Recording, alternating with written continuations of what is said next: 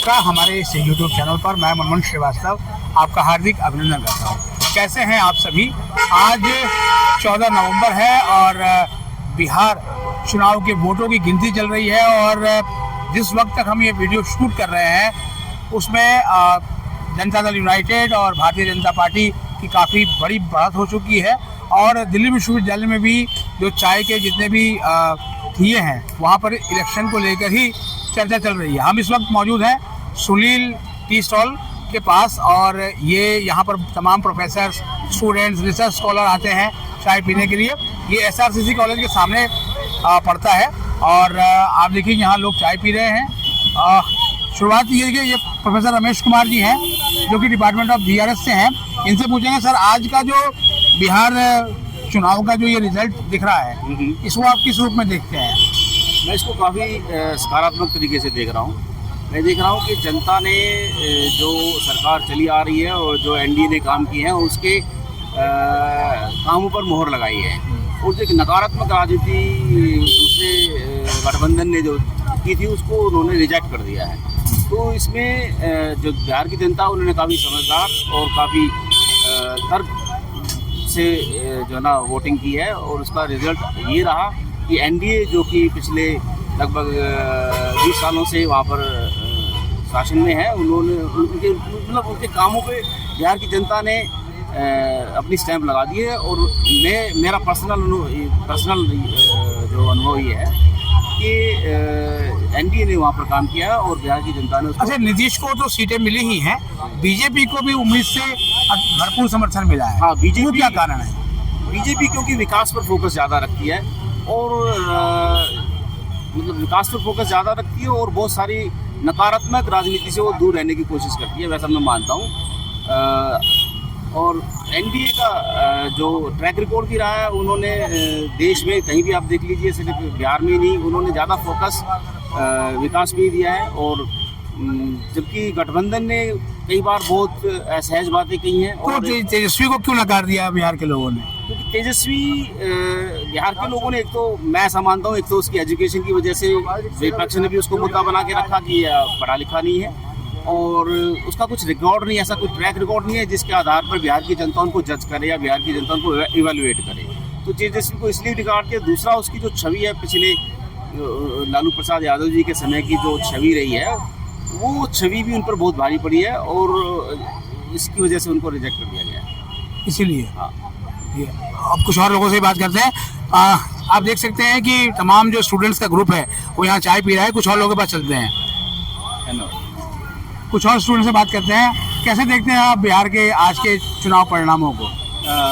Sir, अगर आज के बिहार के चुनाव के तो मैं यही कहना चाहूँगा कि अब कथनी और करनी यूथ साफ देख रहा है, क्योंकि जैसे अगर रिजल्ट दिख रहा है, अगर हम पिछले कुछ चुनाव की बात करें, चाहे वो मध्य प्रदेश हुआ, राजस्थान हुआ, कि जहाँ पर सरकारें होते हुए भी कह रहे थे कि लोग अब कांग्रेस आ जाएगी या विपक्षी दल आ जाएगा, वहाँ पर भारतीय जनता पार्टी ने, PM मोदी ने, कहते हैं ना कि बम्पर जीत हासिल करी है कि उतनी सीटें कभी ली नहीं, चाहे वो गुजरात चुनाव लीजिए।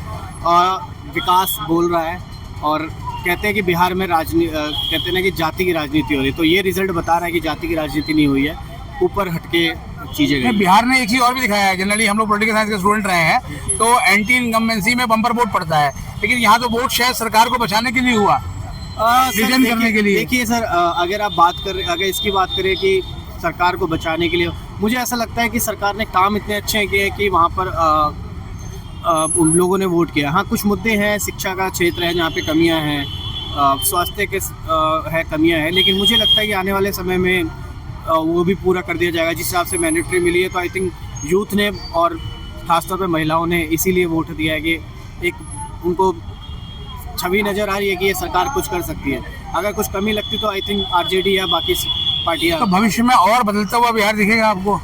जी बिल्कुल। मैं खुद, मेरी मम्मी बिहार से है।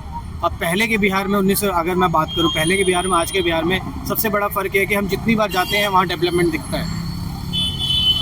तो इसीलिए वोट पड़ा है इतना? जी बिल्कुल, इसके लिए वोट। कुछ और लोगों से बात करते हैं। आप बताइए कि बिहार के इस चुनाव परिणाम को आप किस रूप में देखते हैं?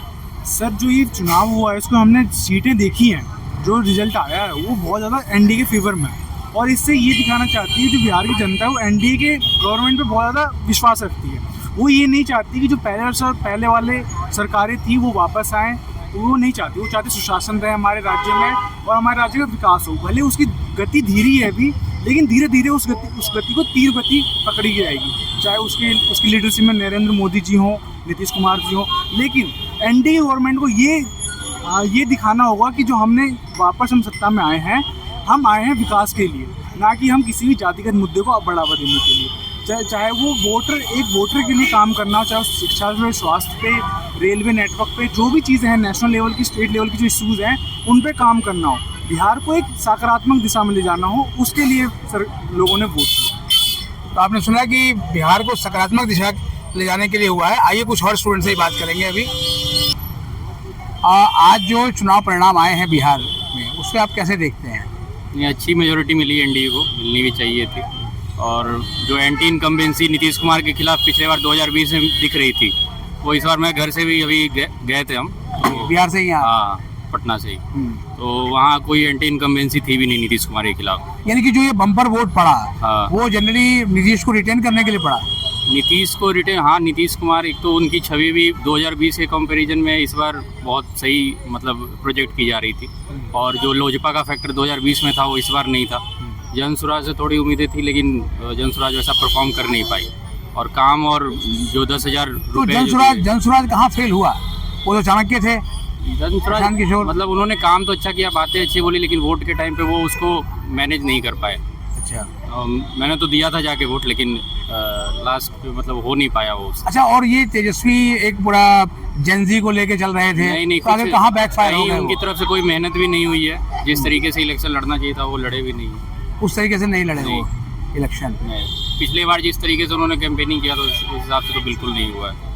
उस हिसाब से जो है वो नहीं, पिछली बार उन्होंने जॉब पे सब पे बात की थी, इस बार मतलब उन्होंने तो कहा था कि हर घर सरकारी नौकरी देंगे, फिर क्या लास्ट में आके बोला ना उन्होंने। अच्छा, वो पहले से जिस तरीके से 2020 में वो बोल रहे थे, उस तरीके से उनकी कोई कैंपेनिंग उस प्रॉपर मुद्दे पे थी नहीं। लास्ट में आके जब देखा उन्होंने कि 10,000 वाला नीतीश कुमार ने किया तो वो भी बोल दिए। वैसा तो तब तक बहुत लेट हो चुका था। और वो नंबर के हिसाब से वो पॉसिबल भी नहीं था। जितना बिहार का बजट नहीं है उससे ज़्यादा कि वो देने की बात कर रहे थे, तो कहाँ से वो, मतलब वो अव्यवहारिक लग रहा था। हाँ, कोई प्रैक्टिकल नहीं लग रहा था। आप कुछ कहना चाहते हैं बिहार के जो आज चुनाव परिणाम आए हैं? चुनाव परिणाम थोड़ा सा दुख हो रहा है कि आरजेडी और कांग्रेस नहीं आई। बाकी SIR हुआ था, उसमें भी मुझे काफ़ी चीज़ें हैं जो नहीं सही लगी। खासकर चुनाव आयोग का रवैया, अभी आपने देखा ना, दिल्ली हाई कोर्ट में एक पिटीशन फाइल हुई थी, उसमें ये बोला गया था कि आप हमको 2024 के लोकसभा चुनाव की फुटेज दीजिए। तो उसमें इन्होंने ये बोला है कि हम वो सब चीज़ डिलीट कर चुके। जब आपकी चोर की दाढ़ी में तिनका है ही नहीं, तो आप डर क्यों रहे हो? आप राहुल गांधी आप पे एलिगेशन लगा रहा है, आप उसे क्यों वोट मांग रहे हो? आप एलिगेशन का जवाब दो ना। चुनाव आयोग से एलिगेशन मांग रहा है, आप एलिगेशन का जवाब दो। एक घर में 150 वोटर निकले। हरियाणा में आपने देखा, अभी उसने रिसेंट में एक्सपोज किया, एक ही लड़की जिसकी उम्र 90 साल भी है, 30 साल भी है, लड़का भी बना दिया उसको। सारे काम तुमने एक आदमी के साथ कर दिए, एक लड़की के साथ तुमने कर दिए, सारी चीज़ें चेंज कर दी। आप बात उस पर करते नहीं हो। बेरोजगार मुद्दा है नहीं। एक SSC एग्ज़ाम कराती थी पहले कोई कंपनी, उसको बदल दिया। पेपर लीक हो रहे हैं, दुनिया भर के स्कैम हो रहे हैं, चीज़ें बाहर नहीं आती। बिड प्रोसेस है, पहले वो सब बिडिंग प्रोसेस अब आती थी, आप ऑनलाइन चेक कर सकते थे, सब डिलीट कर दिया। तो बिहार का इलेक्शन, कोई भी इलेक्शन हो, इनको मैनिपुलेट कैसे करना है? मतलब ये जो परिणाम अभी आज आ रहे हैं, गिनती जारी है, आप इसे विश्वसनीय नहीं मानते? इस देश में असली मुद्दों पे बात होती नहीं है, और जिस तरह की चीज़ें हमको देखनी चाहिए वो मीडिया भी नहीं दिखाती। तो वो एक लहर है, वो चलती जा रही है। महंगाई बढ़ रही है, करप्शन आप देख रहे हो पीक पर है, एज इट पीक्स। इतना करप्शन है जिसका कोई हिसाब नहीं है। तो बिहार परिणाम हो, यूपी में करा लीजिए, वो सब जगह जीतेंगे। इनका ही है सब कुछ।